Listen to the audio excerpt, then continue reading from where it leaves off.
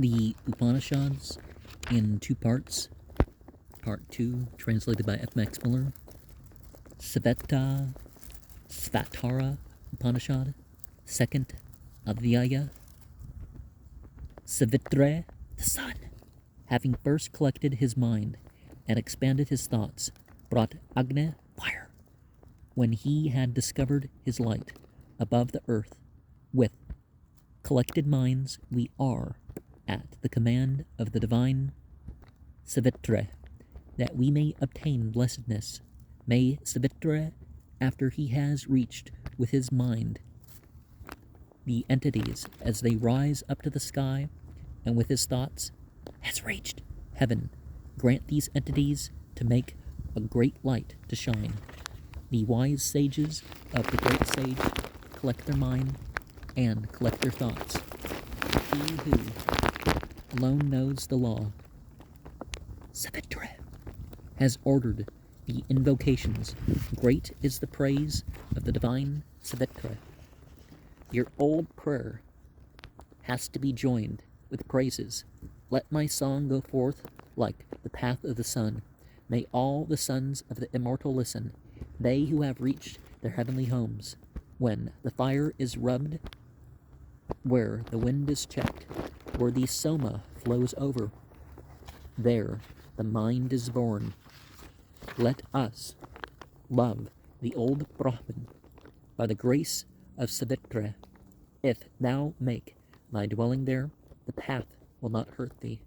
If a wise man hold his body with its three erect parts, chest, neck, and head, even, and turn his senses with the mind towards the heart, he will then, in the boat of Brahman, cross all the torrents which cause fear. Compressing his breathings, let him who has subdued all motions breathe forth through the nose with gentle breath. Let the wise man without fail restrain his mind. That chariot yoked with vicious horses, let him perform his exercises in a place level, pure, free from pebbles, fire, and dust, delightful by its sounds, its water, and bowers, not painful to the eye, and full of shelters and caves. When yoga is being performed, the forms which come first, producing apparitions in Brahman, are those of misty smoke, sun, fire, wind, fireflies, lightnings, and a crystal moon. When, as earth, water, light, heat, and ether arise, the fivefold qualities of yoga take place. Then there is no longer illness, old age, or pain for him who has obtained a body produced by the fire of yoga. The first results of yoga they call lightness, healthiness, steadiness, a good complexion, an easy pronunciation, a sweet odor, and slight excretions, as a metal disc, mirror, tarnished by dust, shines bright again after it has been cleaned. So is the one incarnate person, satisfied and free from grief after he has seen the real nature of the sun. And when by means of the real nature of his self he sees by a lamp the real nature of Brahman, then having known the unborn eternal God, who is beyond all natures, he is freed from all fetters. He indeed is the entity who pervades all regions. He is the firstborn, Asaranyagarbha, and he is in the womb. He has been born, and he will be born. He stands behind all persons, looking everywhere. The entity who is in the fire, the entity who is in the water, the entity who has entered into the whole world, the entity who is in the plants, the entity who is in the trees, adoration be to that entity. Adoration. Verse 17, God, B, not A, reads Yo, Rudro, Yo, now. So the entity that's in the fire. And verse 16, he will be born. This verse is found in the Vag Samhita 32:4, Taittiriya Aranyaka 10:1-3, with slight modifications. The Vagas and Agans read Echo Ha So do A-B for Eshahe, Sa Eva Gata, A-B for Sa Vigata, Ganas, A-B for Ganams. The Ranyaka has Sa Viga Yamana for Sa Vigata, Pratyanmukas for Pratyanganams, and Visvato Mukha for Sarvato Mukha. Colebrook, Essays 157, gives a translation of it. If we read Gna, we must take it as a vocative. And verse 14, Prasham Te Tadvat Sa Tatvam Prasamikshadahita, and nature of self. No longer, verse 12, are no death, na mrityu, says B. And the fivefold quality of yoga takes place, also in verse 12.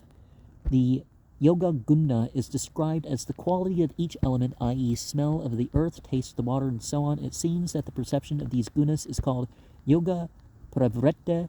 Thus, by fixing the thought on the tip of the nose, the perception of heavenly scent is produced. By fixing it on the tip of the tongue, a perception of heavenly taste. By fixing on the point of the palate, a heavenly color.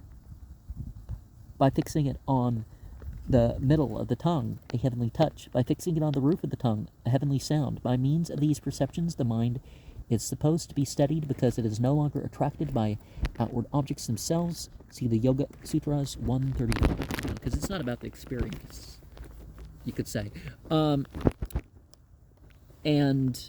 when you reach a certain state, some stuff becomes quite different. I don't know if I shared it on this channel. What happened, I was leading a meditation, and there's like a bird outside. It was like some pterodactyl off of some movie or something because of the state that was gotten into. And a crystal moon, or it may be a crystal and the moon, so 11. Exercises in a place, verse 10. The question whether sab the galla sraya de beh should be referred to mano nukula, as I've translated it, or to vargete, as Sankara seems to take it, because he renders sabda, sound, by noise, and asraya by mandapa, or a booth, kind of like something, right? See Bhagavad Gita 6:11, and the Mitta Upanishad 6:30. Brahmatirtha explains Sukhau Dasa by Giranadi Pulena Guha Desudastana. See also at the Grihata Sutras 3-2. And the yoked with vicious horses. Sounds like a door, makes you think of the door of a Doors song, right? When the steel sea conspires in armor. Not really related, but a similar metaphor in the Kandoga Upanishad 3-4-6, Sacred Books of East, volume 15, page 13. And also in the gentle breath, see the Bhagavad Gita 5:27. Prana Panau Samau Kritva Nasab Vyantara Karanau. See Teleg's Notes, Sacred Books of the East, volume 8, page 68. And the boat of Brahman, explained by Sankara as a syllable Om. The path will not hurt thee. We must read Kranavasa in the sense of though this and nothing will hurt thee, or do this and nothing will hurt thee, or if thou do this, thy former deeds will no longer hurt thee. and erect parts even. Verse 8, Bhagavad Gita 6:13, Samam kaya sero grivam dharayan. Sankara says, Trene unnatanye urogriva siramse unnatane yasmin sarira. And verse 6, where the fire is rubbed, that is the soma sacrifice. After the fire has been kindled and stirred by the wind, the poets, on partaking of the juice, they crush marijuana and ephedra, and they put drops of opium in it, are inspired for new songs. Sankara, however, suggests another explanation as more appropriate for the Upanishad, namely, where the fire, the highest self, which burns all ignorance, has been kindled in the body, where it has been rubbed with the syllable Om, and where the breath has acted, i.e. made the sound peculiar to the initial stages of yoga, there Brahman is produced. In fact, what was intended to be taught was that we must begin with the sacrificial acts, then practice yoga, then reach samadhi, perfect knowledge, and lastly, bliss. Interesting thing about that is that we, rather than the drug, you drop to the adrenal medulla, around the temples, and the front of the head, you can kind of combine the three highs, you could say. And your old prayer has to be joined. Yuga cannot stand for Yunga, as all commentators and translators suppose, but it is a datival infinitive. Neither can Yungata in the following verse stand for Yungta. See Batling SV or be explained as a subjunctive form. A reads that. Let me try that again. Viru Vyata. B Vyata with a marginal note. Byenudyata. It's difficult to say whether in the lighting the fire, the wind should be directed toward it or kept from it. And for verse 5, see the Taitra Samhita 61121, Samhita 11.5, Atharva Veda 18.339, Rigveda 10.13.1. The Vagasanagans read Visloka at 2 for Visloka Yante, Surah for Surah, Srinvantu for Srinvante, and the Rigveda agrees with them. The Dulvam is accounted for by the verse belonging to a hymn celebrating the two Sakatas, carts bearing the offerings. Viravane, most likely, however, the dual referred originally to the dual entities of heaven and earth. I prefer the text of the Rigveda and the Vagasanagans to that of the Taitiryas, and I've translated the verse accordingly in the Atharva Veda 1839. If we may trust the edition, the verse begins with Savas Asta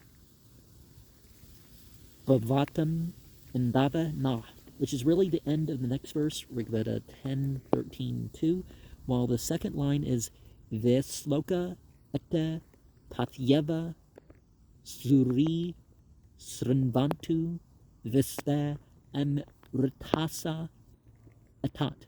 I see no sense in Pathyeva Surah. Sankara explains Pathyeva by Patha Sanmarga Atava Pathya Kirte, while his later commentary giving Srinvantu and Putra Suratmano Hiranyagarbha Sya leads one to suppose that he read Surah Srinvantu.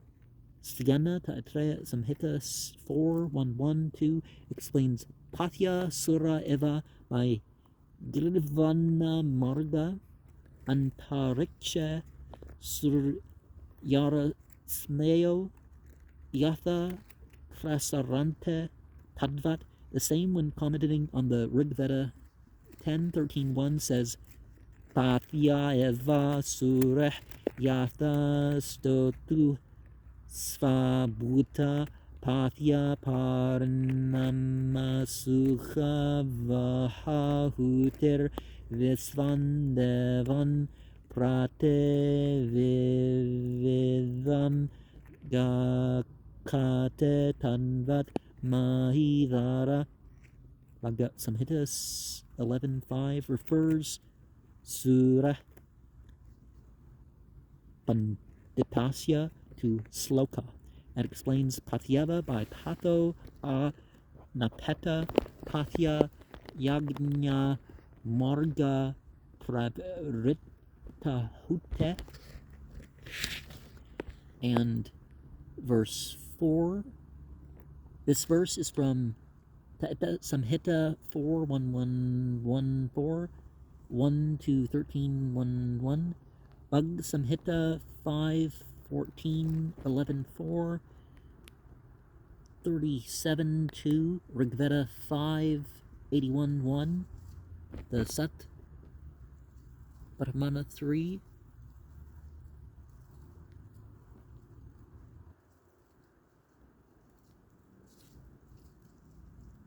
(5, 3:11) and 6:3:116. Sankara explains the verse again in the same manner as he did in the former verses, while the Satapatha Brahmana supplies two different ritual explanations. And the third verse from Taittiriya Samhita 4.1.1.1.2, Bhagavad Samhita 11.3, the Taittiriyas read Yuktavam.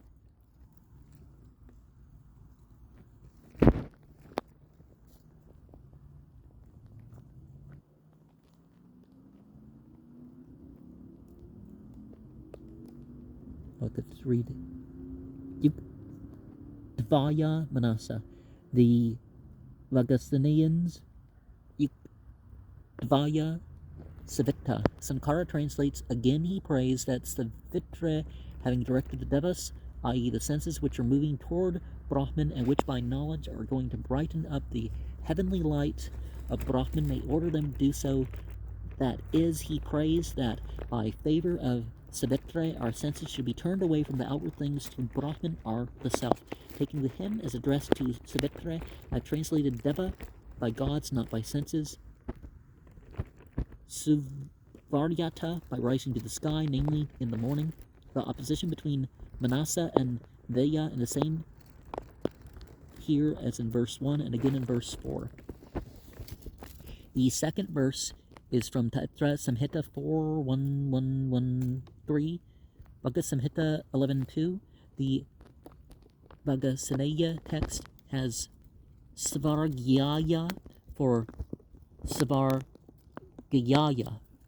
and Saktya for Saktyae.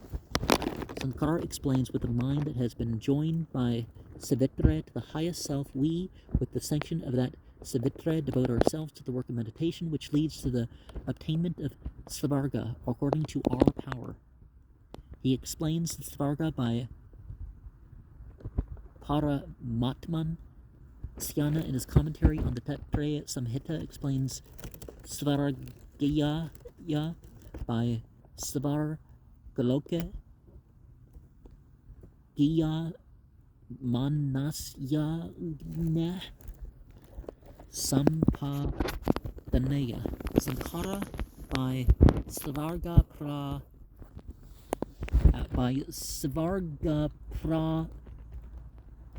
Pdehetu Bhutaya Vyana Karmane Saktyae, explained by Sankara by Yatha Samarthyam by Sayana by Sakta Buyasma. Mahidara explains Saktya by Savasa Marthyana. I believe that the original reading was Svargyaya Saktyae, and that we must take saktya'e as an infinitive like itya'e construed with a dative like draseya, suryaya for the seeing of the sun. The two attracted datives would be governed by Sava. We are under the command of Savitra, Svargyaya, Saktyae, that we may obtain Svargya, life in Svarga, our blessedness. Verse 1.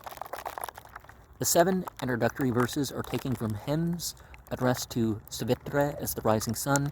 They have been so twisted by Sankara in order to make them applicable to the teachings of the yoga philosophy as to become almost nonsensical.